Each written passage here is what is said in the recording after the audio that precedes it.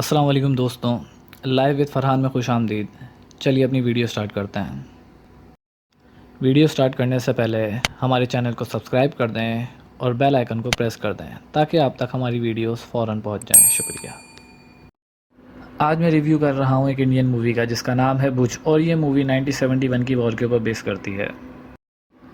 मुझे लगा था शायद ये कोई एक्शन मूवी होगी, इस वजह से मैंने इसका ट्रेलर देख लिया और शायद ये मेरी सबसे बड़ी गलती थी क्योंकि इससे ज़्यादा घटिया और फ़नी मूवी मैंने नहीं देखी। मगर क्या कह सकते हैं, इंडियन सिर्फ मूवी बनाकर अपने आप को सुपर पावर शो करते हैं, मगर हकीकत में इंडिया को 70 साल से पाकिस्तान बुरी तरह मार रहा है और दूसरी तरफ 50 साल से चाइना इनको बहुत बुरी तरह पीट रहा है, जिसका बदला ये हकीकत में तो नहीं ले सकते, लेकिन इसका बदला ये मूवी के अंदर ये बदला लेते हैं मूवी बना बना के। तो चलें अपना रिव्यू स्टार्ट करते हैं। इस मूवी में दिखाया गया है कि गुजरात में इंडिया का एक एयरबेस है जिसको पाकिस्तान एयरफोर्स अटैक करके ख़त्म कर देती है और उस एयरबेस का रनवे तबाह हो जाता है और कोई भी जहाज़ इस रनवे से टेक ऑफ नहीं कर सकता और ज़मीन के ऊपर जितने जहाज़ खड़े होते हैं तकरीबन वो तबाह हो जाते हैं। संजय दत्त जो इस गांव में रहता है वो ये सब देखता है तो उसको बहुत गुस्सा आता है, तो वो अपने गांव से दिल्ली चला जाता है और दिल्ली में रॉ के हेडक्वार्टर में जाकर हाथ जोड़ के कहता है कि भाई मुझे रॉ ज्वाइन करनी है, और वो रॉ वाले जो हैं वो उसको रख लेते हैं। अब कहानी को पाकिस्तान की तरफ दिखाते हैं कि एक इंडियन जासूस लड़की ने पाकिस्तानी जनरल से शादी कर ली है और वो सारी जो जनरल्स होते हैं वो सारी की सारी प्लानिंग जो होती है वो उनकी उस लड़की के सामने कर रहे होते हैं और लड़की मज़े से उनके सारे प्लान जो है वो सुनती रहती है और ये ख़बर बड़े मज़े से इंडिया को भेजती रहती है। क्या बात है। अजय देवगन बहुत परेशान था क्योंकि उसकी एयरबेस तबाह हो चुकी थी, उसका रनवे भी बिल्कुल ख़त्म हो चुका था, कोई जहाज़ वहाँ से टेक ऑफ भी नहीं कर पा रहा था। दूसरी तरफ अजय देवगन को ये भी पता चल गया था कि पाकिस्तान आर्मी 100 टैंक लेकर आ रही है, 2000 सोल्जर लेकर आ रही है, अब गुजरात उनके हाथ से निकल जाएगा, तो वो बेचारा बहुत परेशान था। अजय देवगन इस वजह से भी परेशान था क्योंकि पाकिस्तान से गुजरात के रास्ते में इंडिया की सिर्फ एक ही चेक पोस्ट है और वहाँ सिर्फ 125 सोल्जर हैं। आप समझ रहे हैं मेरी बात, 125 सोल्जर हैं और उनका मुकाबला पाकिस्तान के 100 टैंक से है और 2000 सोल्जर से है। क्या बात है भाई। कहानी में ट्विस्ट इस तरह आता है कि संजय दत्त को एक फ़ेक आईडी कार्ड बना के दिया जाता है और कहा जाता है कि आईडी कार्ड लेके तुम आराम से पाकिस्तान की बॉर्डर क्रॉस कर लोगे। क्या बात है। संजय दत्त बड़े आराम से पाकिस्तान की बॉर्डर क्रॉस करते हैं और पाकिस्तान आर्मी के पास चले जाते हैं। वो पाकिस्तान आर्मी को बताते हैं कि भाई जिस रास्ते से तुम गुजरात जा रहे हो ना भाई, ये रास्ता सही नहीं है, इधर स्पीड ब्रेकर भी हैं और इधर बड़े मसले मसाइल हैं, इधर समंदर भी आएगा, इधर दरिया भी आएगा, जलपरी भी आएगी, पता नहीं क्या क्या आएगा। तो पाकिस्तानी फ़ौजी भाई बड़ा खुश होते हैं कि भाई बंदा हमें सही रास्ता दिखा रहा है।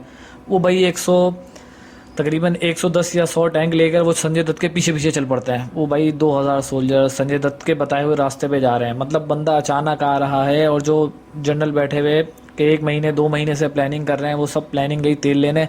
संजय दत्त अचानक आ गए और उन्होंने एक रास्ता बताया कि पाजी इधर से ना जाओ, इधर रास्ते में दरिया है, समंदर है, तो जल परियाँ हैं। वाह क्या बात है। अजय देवगन अभी भी बड़ा परेशान है भाई, उसका रनवे जो है वो रिपेयर ही नहीं होके दे रहा ना, तो वो जिनसे रनवे रिपेयर करवा रहा था कॉन्ट्रैक्टर वगैरह भाई वो सारे अटैक के डर से भाग जाते हैं। उन्हें डर होता है कि भाई पाकिस्तानी फिर आगे ना हमारी बैंड बजा के चले जाएं, वो भाग जाते हैं भाई। तो अजय देवगन भाई बड़े परेशान होते हैं। वो गाँव के अंदर जाते हैं और गाँव में उन्हें कोई नहीं मिलता, एक लड़की मिलती है कोई सोनाक्षी सिन्हा। वो उनसे जाके कहते हैं कि भाई ऐसा ऐसा मसला है, मेरा रनवे जो है वो ख़राब हो गया है, तुम थोड़ी मेरी मदद कर दो। और भाई वो लड़की से मदद मांग रहा है, वहाँ पे मर्द वर्द तो है ही नहीं।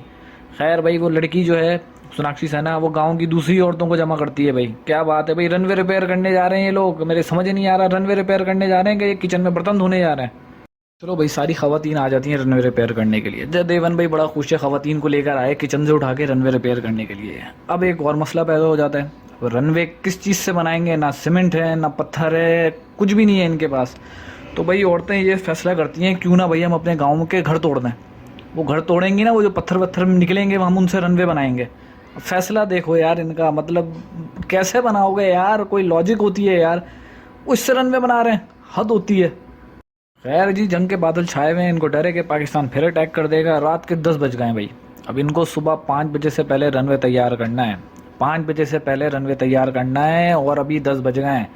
5 बजे के बाद उसके ऊपर बड़े बड़े मिलिट्री के एयरक्राफ्ट लैंड करेंगे। समझ रहे हैं अब मेरी बात को। अबे रनवे है ये क्या है, अबे कपड़े नहीं सूखते इतनी जल्दी, रनवे बना रहे हैं ये लोग। खैर जी, दूसरी तरफ आते हैं पाकिस्तानी सोल्जर को संजय दत्त रास्ता दिखाता हुआ लेके जा रहा था ना, तो वो लेकर आता है भाई उस चेक पोस्ट पे जहाँ पे 125 सोल्जर जो है ना पहले से तैयार बैठे हुए हैं। वो भाई मुकाबला शुरू हो जाता है, जंग शुरू हो जाती है शदीद वाली। 125 सोल्जर जो है आहिस्ता आहिस्ता मरने लगते हैं और मुश्किल से 1 दर्जन सोल्जर बचते हैं। अब संजय दत्त ये देखता है तो बड़ा परेशान होता है। अब संजय दत्त के पास जो है एक शदीद किस्म की शक्तियाँ हैं, सुपर पावर है उसके पास। वो भाई गन वन को छोड़ देता है, वो उठाता है कुल्हाड़ी।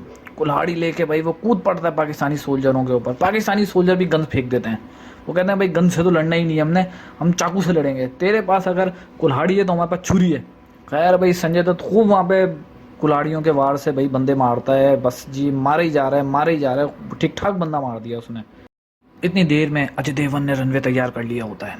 कहानी में एक और ट्विस्ट, रनवे तैयार हो गया 5 घंटे में। अब जी इंडिया का एक बड़ा वाला ट्रांसपोर्ट एयरक्राफ्ट आना है। उसके अंदर 400 सोल्जर हैं भाई, खूब भाई कचाकच भरे हुए हैं, उबल रहे हैं, मतलब इतने ज़्यादा सोल्जर हैं उसके अंदर।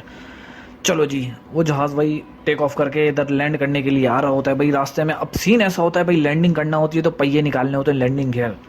अब अजय देवगन भाई रनवे पे खड़ा हुआ है कि भाई जहाज़ उतरेगा तो मैं भाई वेलकम करूँगा। खैर भाई वो जहाज़ आ रहा होता है, वही लैंडिंग गियर खुलता है तो उसका एक पहिया नहीं खुलता। एक पहिया खुलता ही नहीं है उसका। मतलब सारी मुसीबतें एक ही दिन के अंदर आनी है और एक ही दिन में हल भी होनी है। भाई अजय देवगन दूर से देख लेता है भाई, उसकी जो वो ग्लासेस है ना उसमें दूरबीन लगी है क्या लगी है, वो दूर से उसने देख लिया कि भाई एक पहिया नहीं खुला हुआ। खैर जी वो जाता है भाई, जहाज़ आहिस्ता आहिस्ता लैंड करने के लिए आता है। अब ये जहाज़ को क्रैश होने से इसने बचाना है। ये एक ट्रक लेकर आता है, जहाज़ के पहिए के आगे लगा देता है और जहाज़ जो है अपना पूरा वज़न इस ट्रक के ऊपर नन्हे से ट्रक पे डाल देता है और बड़े कोई आराम से लैंड कर लेता है। ओ यार मतलब क्या बोलूँ यार, अब मैं इससे आगे यार सच पूछो तो इससे आगे मेरी देखने की हिम्मत ही नहीं हुई। मैं देख ही नहीं सकता, बर्दाश्त ही नहीं कर सकता मैं यार। वैसे ही मेरी नींद भी उड़ गई है, मुझसे खाना भी नहीं खाया जा रहा है ये सब देखने के बाद। इससे आगे नहीं देख सकता भाई। आप लोग खुद देखें और ख़ुद फैसला करें, ख़ुद मुझे बताएं कि आप लोगों को ये कैसी लगी फ़िल्म। बहुत बहुत शुक्रिया, अल्लाह हाफिज़।